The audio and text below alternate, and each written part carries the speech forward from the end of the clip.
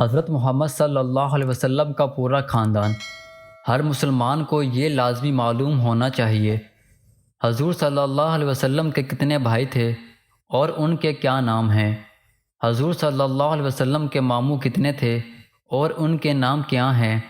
حضور صلی اللہ علیہ وسلم کے چاچا کتنے تھے اور ان کے نام کیا ہیں؟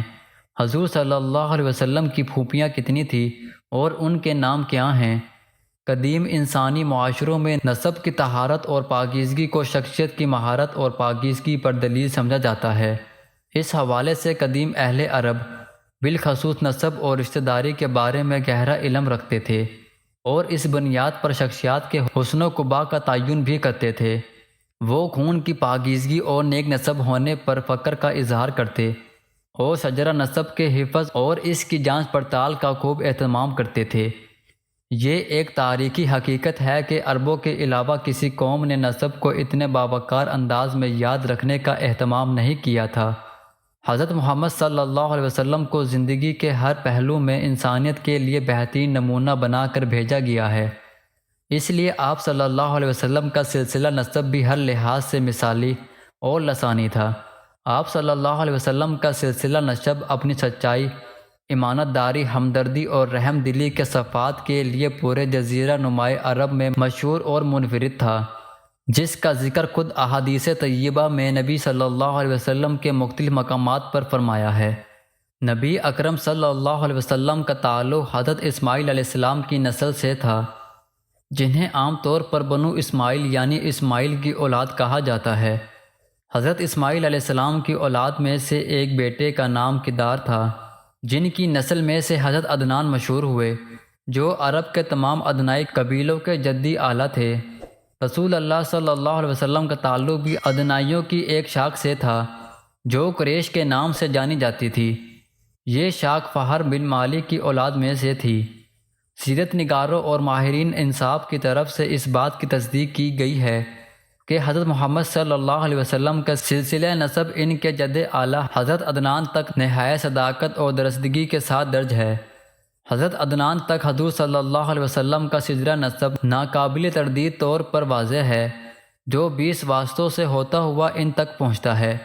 اس حوالے سے ابن حشام فرماتے ہیں، محمد بن عبداللہ بن عبد المطلب بن ہاشم بن ابی مناف بن قزی بن کلاب بن مرہ بن کعب بن لوی بن غالب بن فہر بن مالک بن نصر بن کنانہ بن خزیمہ بن مدریکہ بن الیاس بن مزر بن نزار بن معد بن عدنان۔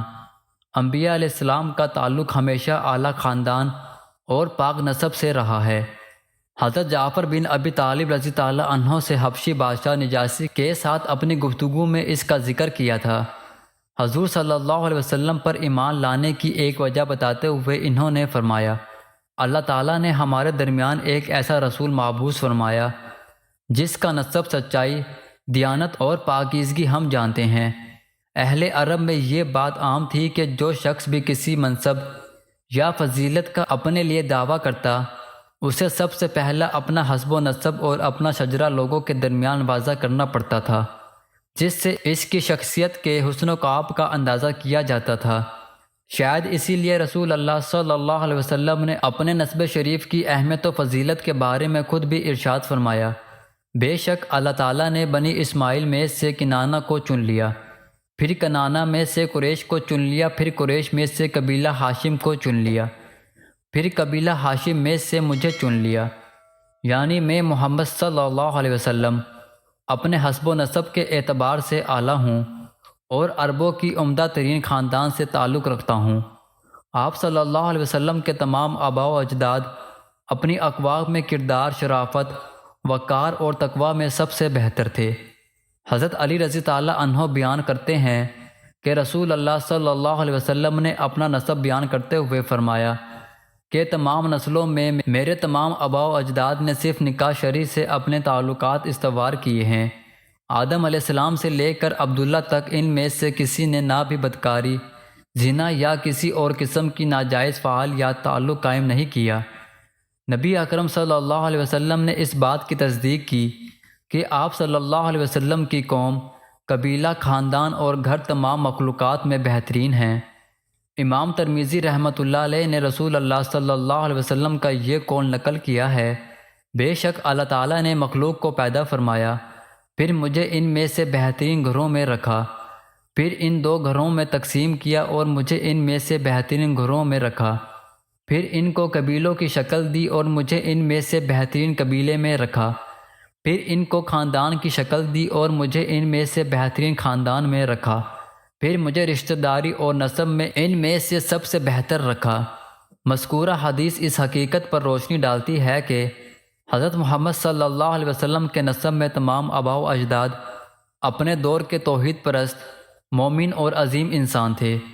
اس کی تائید امام زرقانی نے بھی ایک روایت نقل کرتے ہوئے کی، جس میں کہا گیا ہے کہ نبی اکرم صلی اللہ علیہ وسلم ہمیشہ پاک مردوں سے پاک عورتوں کے رحموں میں منتقل ہوتے رہے۔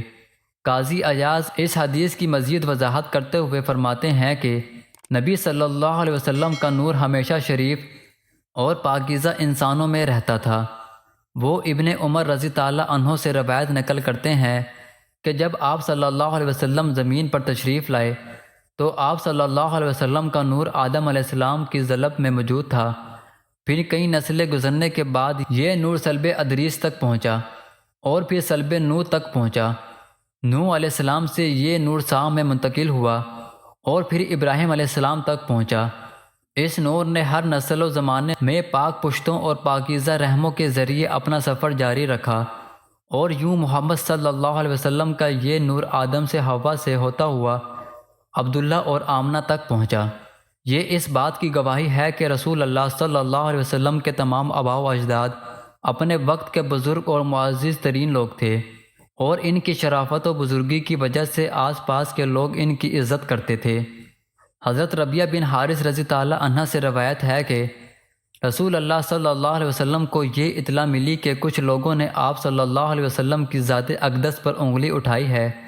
اس پر حضور صلی اللہ علیہ وسلم نے تنبیہ فرمایا، اے لوگو، جب اللہ تعالیٰ نے مخلوق کو پیدا فرمایا تو اسے دو حصوں یعنی عرب اور عجم میں تقسیم فرمایا، تو مجھے ان دونوں میں سے بہترین گروہ یعنی عرب میں رکھا، پھر ان کے متعلق قبائل بنائے تو مجھے بہترین قبیلہ یعنی قریش میں پیدا فرمایا، پھر ان کے گھرانے بنائے تو مجھے ان میں سے بہترین گھرانے میں پیدا فرمایا۔ پھر حضور صلی اللہ علیہ وسلم نے فرمایا، میں تم میں سے بہترین قبیلے اور بہترین گھرانے والا ہوں۔ حضرت واصلہ بن اکثر رضی اللہ عنہ سے روایت ہے کہ رسول اللہ صلی اللہ علیہ وسلم نے ارشاد فرمایا، بے شک اللہ تعالیٰ نے ابراہیم علیہ السلام کی اولاد میں سے اسماعیل علیہ السلام کو چنا، اور اسماعیل علیہ السلام کی اولاد میں سے کنانہ کو چنا، اور کنانہ میں سے قریش کو چنا، اور قریش میں سے بنو ہاشم کو چنا، اور بنو ہاشم میں سے مجھے چن لیا۔ حضور صلی اللہ علیہ وسلم کے سلسلہ نسب میں نضر بن کنانہ نامی ایک بزرگ گزرے ہیں۔ ان کی اولاد کو قریش کہا جاتا تھا۔ قریش عرب کا ایک مشہور طاقتور اور باعزت قبیلہ تھا۔ حضرت محمد صلی اللہ علیہ وسلم اسی قبیلے کے ایک خاندان بنو ہاشم میں سے ہیں، اس لحاظ سے آپ صلی اللہ علیہ وسلم قریشی بھی ہیں اور ہاشمی بھی، جیسا کہ کتابوں میں آپ صلی اللہ علیہ وسلم کے نسب نامی سے ظاہر ہے۔ اہل لغت نے قریش کی وجہ سے تسمیہ کے مختلف اسباب ذکر کیے ہیں، جن میں سے ایک یہ بھی ہے کہ لفظ قریش کا تعلق کرش سے ہے، جس کے معنی سمندر کے ایک طاقتور جانور کے ہیں جو اپنے سے چھوٹے سمندری جانور پر غالب رہتا ہے، یا ایک بہت بڑی مچھلی جو چھوٹی مچھلیوں کو کھا جاتی ہے۔ چونکہ یہ قبیلہ بہادر تھا، اس مناسبت سے یہ نام معروف ہوا۔ اب ہم آپ کو حضور صلی اللہ علیہ وسلم کے خاندان کا مختصر سا تعارف کراتے ہیں۔ چاچا عبد المطلب کے کل 10 بیٹے تھے، یعنی حضور صلی اللہ علیہ وسلم کے 9 چاچا تھے۔ پھوپھیاں عبد المطلب کی 6 بیٹیاں تھیں، جو حضور صلی اللہ علیہ وسلم کی پھوپھیاں کہلاتی ہیں۔ بیٹیاں حضور صلی اللہ علیہ وسلم کی 4 بیٹیاں تھیں۔ بیٹے حضور صلی اللہ علیہ وسلم کے 3 بیٹے تھے، اور یہ تینوں بیٹے بچپن میں ہی وفات پا گئے تھے۔ حضور صلی اللہ علیہ وسلم کی اولاد مجموعی تعداد 7 تھی، جن میں سے 3 بیٹے اور 4 بیٹیاں تھیں۔ یہ تمام اولاد حضرت خدیجہ رضی اللہ عنہا سے پیدا ہوئی، سوائے حضرت ابراہیم کے جو حضرت ماریہ قبطیہ رضی اللہ عنہا سے تھے۔ نبی اکرم صلی اللہ علیہ وسلم کی صاحبزادی حضرت فاطمہ رضی اللہ عنہا کے علاوہ باقی ساری اولاد نبی صلی اللہ علیہ وسلم کی زندگی میں ہی وفات پا گئی، صرف حضرت فاطمہ رضی تعالیٰ عنہا نبی پاک صلی اللہ علیہ وسلم کے بعد وفات پائی۔ واضح رہے کہ حضرت محمد صلی اللہ علیہ وسلم کے سگے بہن بھائی تو نہیں تھے، البتہ 5 رضائی بھائی اور 2 رضائی بہنیں تھیں۔ رضائی بھائیوں کے نام: 1 حضرت حمزہ رضی تعالیٰ عنہ، آپ صلی اللہ علیہ وسلم کے چاچا بھی تھے اور رضائی بھائی بھی۔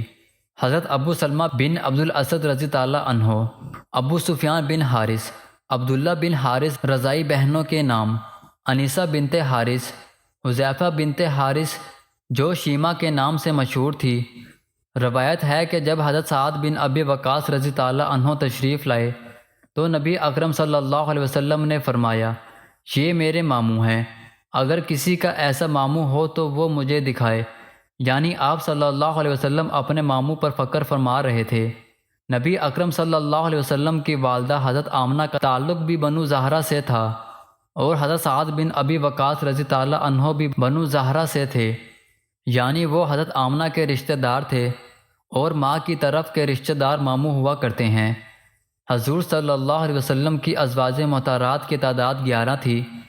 حضور صلی اللہ علیہ وسلم نے 3 عورتوں کا دودھ پیا، سب سے پہلے اپنی والدہ حضرت آمنہ رضی تعالیٰ عنہا کا، دوسری حضرت صوبیہ کا جو ابو لہب کی لونڈی تھی، اور تیسری حضرت حلیمہ رضی تعالیٰ عنہا کا، یعنی آپ صلی اللہ علیہ وسلم کی رضائے مائیں 2 تھی، حضرت صوبیہ اور حضرت حلیمہ رضی تعالیٰ عنہا۔